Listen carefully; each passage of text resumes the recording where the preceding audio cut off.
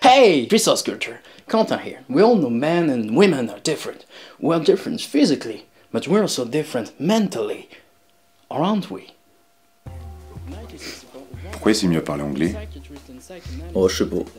Il est bourré ou... Je sais pas.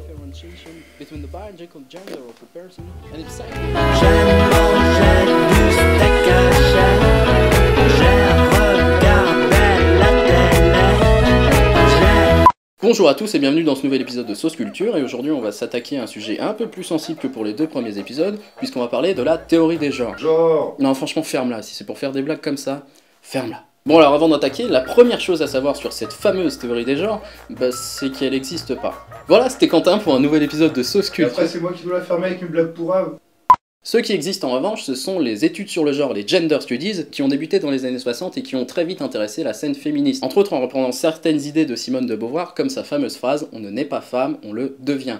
Phrase utilisée par de nombreuses féministes en herbe pour montrer à quel point elles sont fières d'être des femmes. Sauf que non. Comme des proches et son « on peut rire de tout mais pas avec n'importe qui », cette citation est bien souvent mal utilisée. Ce qu'il faut comprendre ici par cette action de devenir femme, c'est la différenciation entre notre sexe biologique, que nous obtenons à notre naissance, et même un peu avant, et notre genre. L'idée ici, c'est que nous ne sommes pas un homme ou une femme, mais simplement un nourrisson différencié par ce qu'il y a entre les jambes, mais pas dans la tête. Ainsi, c'est la société qui nous inculquera des valeurs dites féminines ou masculines selon notre sexe. La question à laquelle répondent ces études, c'est de savoir si un petit garçon deviendra un homme viril parce que ses repères masculins, comme les super-héros par exemple, en sont, ou s'il choisit ses repères masculins comme des hommes virils parce qu'il en est un en devenir. Ouais, c'est un peu l'œuf et la poule ton truc en fait. Ouais, j'imagine que ça doit pas être très clair comme ça, mais on va prendre un exemple. Une des expériences menées dans le cadre des études sur le genre permet de bien comprendre cette idée. On a demandé à une classe composée de jeunes garçons et de jeunes filles de reproduire une forme géométrique au tableau dans le cadre d'une épreuve de mathématiques. Le résultat, les garçons ont bien plus réussi que les filles, ce qui semble prouver que ceux-ci sont meilleurs en maths. Sauf que, en parallèle, une classe similaire a effectué le même exercice avec la même forme, mais cette fois pour une épreuve de dessin. Et là, les résultats s'inversent totalement. Bien évidemment, l'expérience a été répétée pour obtenir des données plus sûres, mais le résultat reste le même. Ce que cette expérience montre, c'est que le conditionnement que subissent les enfants, comme quoi les garçons sont plus forts en maths et les filles en dessin, est bien plus déterminant pour leur réussite de l'examen que leur réelle capacité. Dans le dernier épisode, je vous disais que tout ce que nous consommons enfants nous forge, et c'est exactement l'enjeu de cette théorie. Dès le plus jeune âge, on cloître les enfants en leur faisant regarder, lire ou jouer à certaines choses selon leur sexe, et ça se répercutera sur leur goût une fois adultes. En effet, les créations pour filles présentent un certain modèle de femme idéale aux jeunes demoiselles qui finissent par aspirer à devenir comme elles, dans leurs valeurs comme dans leur apparence. Ainsi, les caractéristiques dites féminines sont créées et tournent autour de douceur, beauté, dévotion, empathie, alors que les jeunes damoiseaux seront eux enclins à s'inspirer de modèles de virilité, privilégiant la force, la réussite, le courage, et tous ces trucs-là. Mais entre nous, on est d'accord, les gens qui suivent parfaitement ces stéréotypes sont insupportables pour tout le monde. Mais tu fous quoi? Il est démarqué. Vas-y, mais... la surface de réparation. Il se prépare à tirer. Oh mais non, tac.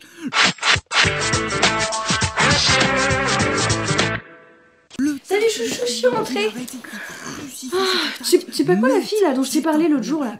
Je sais pas ce qu'elle m'a dit. J'ai oublié de te dire bonjour.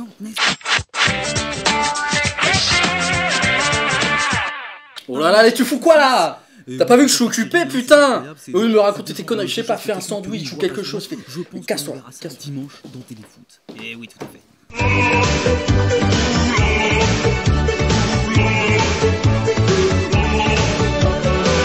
Et là, on commence à comprendre pourquoi tout ceci intéresse les féministes. Les valeurs dites masculines placent les hommes dans une position bien plus dominante que celle des femmes. Et d'ailleurs, ça se retrouve jusque dans la qualité des productions qui leur sont dédiées. En effet, si on prend les livres par exemple, ceux pour garçons sont souvent de bien meilleure facture que ceux qui visent un public féminin. Entre 50 Shades of Grey et Tolkien, il y a quand même pas photo. Pareil, lorsque les jeunes filles sont devenues un marché du jeu vidéo, elles se sont vues affublées de créations au rabais de type Alexandra Lederman et toutes ces conneries. Et c'est quand même vachement triste. Mais le public n'est pas le seul qui a se sentir biaisé, puisque l'injustice la plus flagrante reste dans le milieu de la création. Bien sûr, les choses tendent à changer, en particulier en art ou en littérature, et je serai le dernier à m'en plaindre. Sauf qu'essayez par exemple de trouver de tête 5 peintres féminins mondialement connus.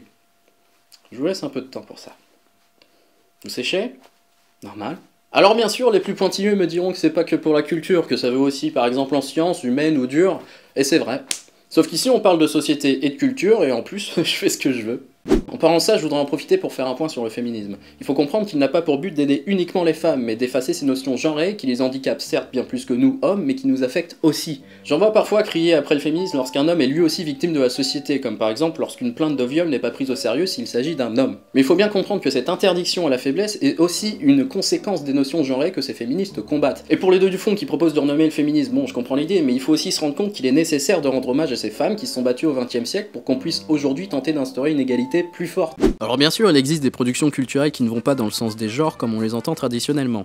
Si on prend les films par exemple, on remarquera qu'il en existe de plus en plus qui incorporent cette thématique, tout en y ajoutant la dimension orientation sexuelle de cette déconstruction de la normalité. La vie d'Adèle, dont je vous avais déjà parlé ici, est par exemple un très bon film sur le sujet, mettant en scène une jeune homo qui se découvre, ce qui la confronte à ce rejet de l'homosexualité que la société lui a incorporé. Je viens de te dire, je suis pas lesbienne, faut que je te le dise comment, putain, t'es conne ou quoi? Crazy, un film québécois, possède en partie la même thématique, du côté des garçons cette fois. En parlant de garçons, Les Garçons et Guillaume à table a aussi beaucoup fait parler de lui en traitant de cette thématique. Mais celui-là je l'ai pas vu, donc c'est pas la peine de me conspuer dans les commentaires si jamais il est mauvais, je sais pas ce qu'il vaut. Et il existe un bon nombre de créations mixtes qui ne visent pas tel ou tel genre, mais qui véhiculent quand même un certain nombre d'idées qui vont dans le sens de cette différenciation. Par exemple, si Mario est un jeu vidéo mixte, la position de Peach la met quand même dans une posture de femme en détresse, qui véhiculera une idée de femme fragile. Mais c'est bien gentil, tu nous parles des gender studies et tout ce que ça implique, mais le titre de la vidéo c'est la théorie des genres. En plus tu dis que ça existe pas, donc c'est quoi au juste? Eh bien la théorie des genres c'est tout simplement une appellation des gender studies donnée par ses détracteurs pour faire plus sensationnel. Bah oui, si on vous dit que dans les écoles on parle d'égalité avec les enfants et on évoque les différences qu'ils ressentent avec le sexe opposé, ça fait quand même vachement moins peur que si on vous dit que... Grande théorie des genres corrompt nos petites têtes blondes en brouillant les barrières sexuelles afin de créer une génération de petits homos.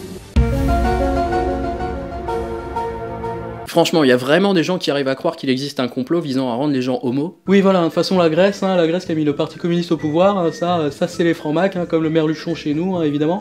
Voilà, ça c'est pas moi qui le dis. Et la Grèce, évidemment, nation homosexuelle par excellence, ça fait des années que je le dis dans mon livre, a tout intérêt, du coup, à ce que nos petites têtes blondes, les prochaines générations, deviennent des homos, voilà. Vraiment ? Mais en effectuant mes recherches pour cet épisode, je suis tombé sur cette vidéo explicative sur la théorie des genres de la Manif pour tous, et il faut avouer qu'ils se sont bien rattrapés. Une fille et un garçon, ce seraient différents, non pas parce qu'ils ont des corps différents, mais parce que les parents, la famille, la société, l'école, tout le monde les oblige à être différents. Ils expliquent convenablement les principes des gender studies, ce qui est assez rare de leur part. Mais ne paniquez pas, ils se rattrapent sur la fin en nous expliquant que les enfants seront perdus, stupides qu'ils sont, si aucune différence comportementale n'est établie entre petits garçons et petites filles. Enfin à mon avis, une petite fille sera plus déboussolée si on lui interdit de jouer aux jeux vidéo parce que c'est pour les garçons, ou inversement si un gamin ne peut pas regarder Totally Spies parce que c'est pour les filles.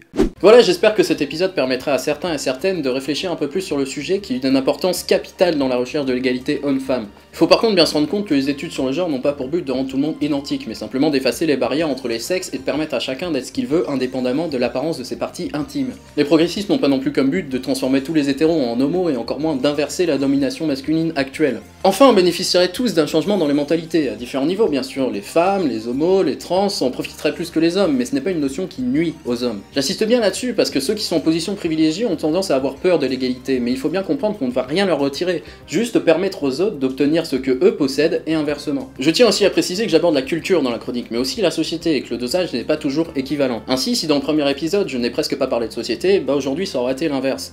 Mais il faut pas voir ça comme un changement de ligne directrice. Je continuerai dans de futurs épisodes à vous donner des exemples d'objets culturels en espérant vous en faire découvrir quelques-uns, mais ce ne sera juste pas toujours le cas. Bon, après cette petite mise au point préventive, cet épisode est maintenant terminé. J'espère qu'il vous a plu. Si c'est le cas, n'hésitez pas à le partager avec vos amis ou à débattre du sujet dans les commentaires. J'ai aussi maintenant un Twitter dont le lien est dans la description où j'y parle de l'avancement des épisodes et d'autres trucs. Voilà, c'était Quentin du Cube, et sur ce, portez-vous bien, et bon appétit bien sûr. Coupé. Non, attends, c'est pas ça. I don't have to tell you things are bad. Everybody knows things are bad. It's a depression. Everybody's out of work, or scared of losing their job. The dollar buys a nickel's worth. Banks are going bust. Shopkeepers keep